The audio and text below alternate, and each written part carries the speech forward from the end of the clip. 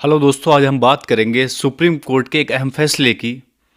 Supreme court ने एक बड़ा अहम फैसला मंगलवार को सुनाया 13 जनवरी 2026 को, जो शिक्षा के क्षेत्र में और सामाजिक क्षेत्र में बड़ा बदलाव हमारे देश में पैदा कर सकता है।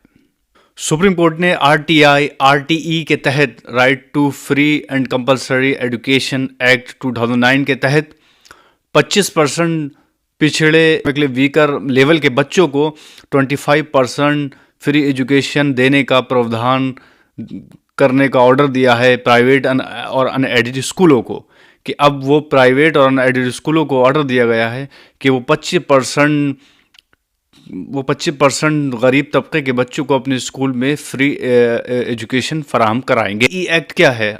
Right to free and compulsory education, यानी निःशुल्क और अनिवार्य शिक्षा अधिनियम के तहत प्राइवेट और अनुमादित अनएडेड स्कूल्स को फ्री में गरीब और बेसहारा और पिछड़े वर्ग के बच्चों को फ्री में एजुकेशन प्रोवाइड करना होगी। सुप्रीम कोर्ट ने कहा है कि सवाल सिर्फ एजुकेशन का नहीं, बल्कि राइट टू एजुकेशन के साथ साथ सोशल जस्टिस का और इक्वालिटी का। सुप्रीम कोर्ट ने कहा कि सिर्फ एजुकेशन पॉलिसी ही नहीं, कॉन्स्टिट्यूशन की fraternity, equality and social justice भी अप्लाई होगा। सुप्रीम कोर्ट ने कहा है कि नाइबर स्कूल्स और कॉमन स्कूल्स का जो आइडिया है वो कोठारी कमीशन से आया है। इसका गोल है कि कास्ट, क्लास और रेसेस की बुनियाद पर बच्चों को अलग ना किया जाए। एजुकेशन टीचिंग पढ़ाई का ही नहीं, बल्कि डेमोक्रेटिक का भी जो है ट्रेनिंग ग्राउंड होते। यकीनन सुप्रीम कोर्ट के इस फैसले से सोशल और एजुकेशनल स्ट्रक्चर हमारे देश का बदल जाएगा। जस्टिस पीसी नरसिम्हा, एस चंद्रकर ने कहा है कि ये पॉलिसी लागू होने पर गरीब तबके के बच्चों को बेहतर एजुकेशन प्रोवाइड हो, जिससे क्या होगा कि ऑफिसर्स के बच्चों के साथ साथ गरीब और निचले तबका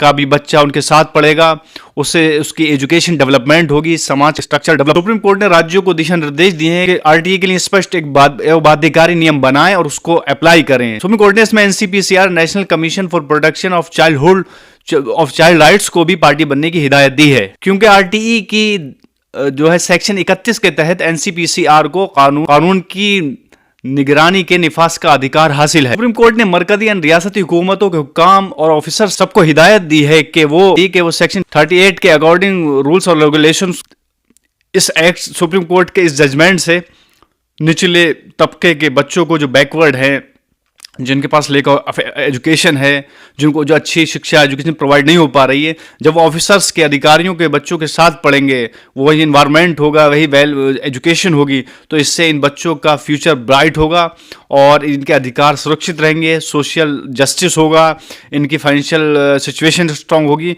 और ये नेशन के लिए, स्टेट के तरह साबित होंगे। Thank you.